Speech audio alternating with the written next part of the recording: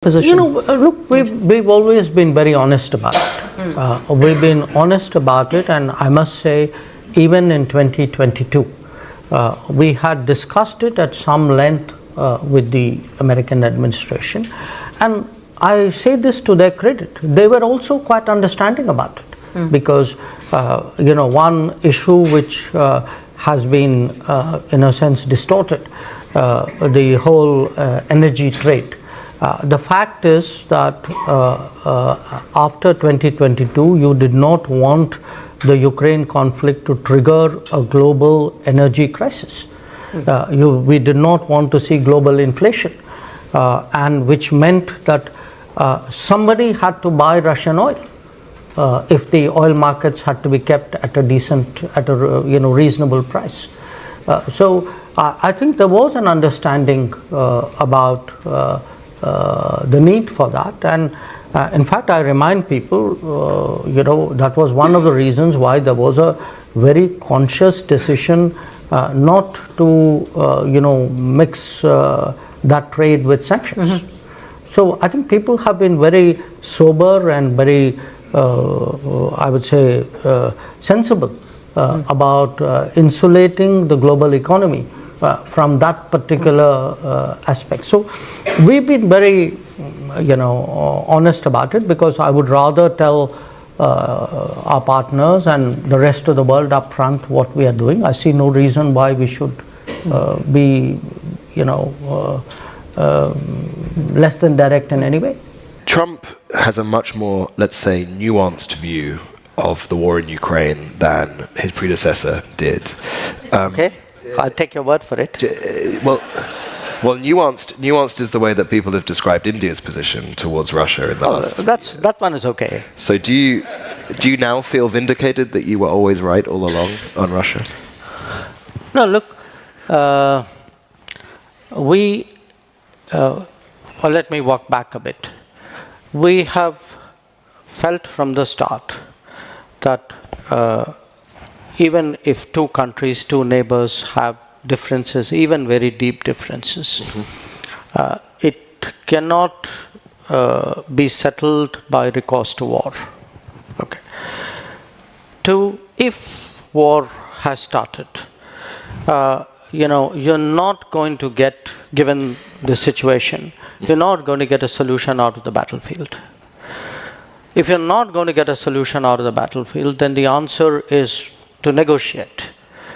And if you are going to negotiate, it makes sense to negotiate directly rather than through very convoluted signaling. Sure. So that's been our position.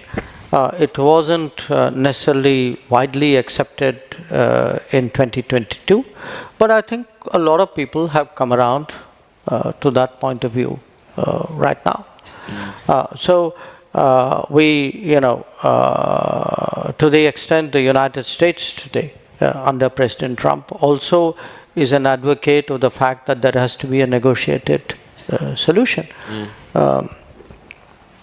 I think there is a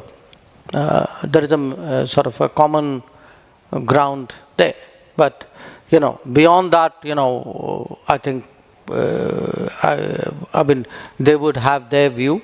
We are less involved. They are deeply involved in it. Sure. We are not. But as a accomplished diplomat, as a man whose bread and butter is negotiation, when you look at what's happening in that negotiation between Russia and Ukraine right now, do you think we're closer to peace than we were before? That's hard to say.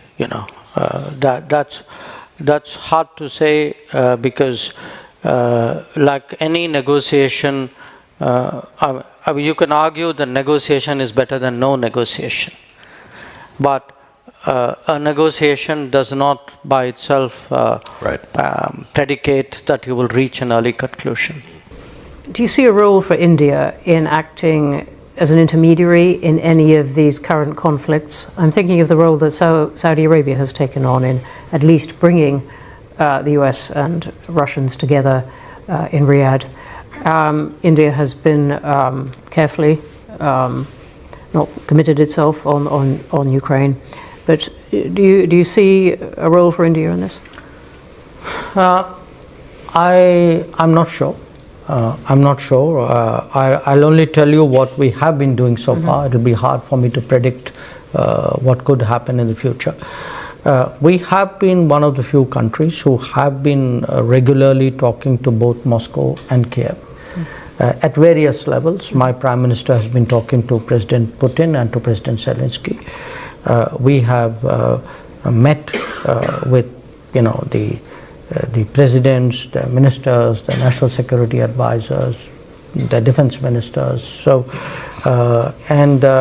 at various points of time, if there was a moment or an occasion when our weighing in was useful, we have tried to do that. Mostly, it has been very specific. For example, in the summer of 2022. At that time, the Black Sea grain corridor was sought to be constructed, and there were some hesitations in Russia. So a few other countries approached us to, including Turkey, which had the lead, to press the Russians on that. We did that.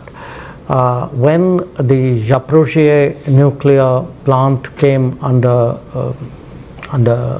firing, we actually were approached by the Ukrainians to pass messages on to the Russians, which we did, and they had something to say, which we communicated back.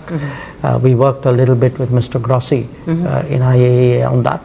So wherever there's been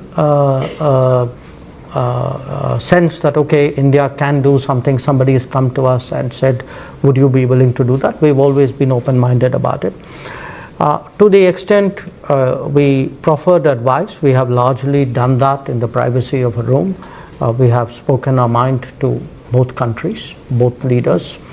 Our view has been that they need to do direct negotiations. That's been our consistent position.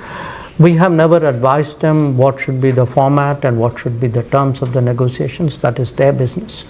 But if, and I would say this, every time we've had a significant and useful conversation with either of them, we have taken the approval of President Putin to share this with the Ukrainians and President Zelensky to share it with the Russians. So we have kept that going. But beyond that, as I said, we have never, it's never been up, we haven't done a peace plan or, put out a particular view. We don't think that is appropriate. I think this is an issue where the parties involved have to decide for themselves. And we also understand the stakes that Europe has in this matter. We understand the interest which the United States has in this matter.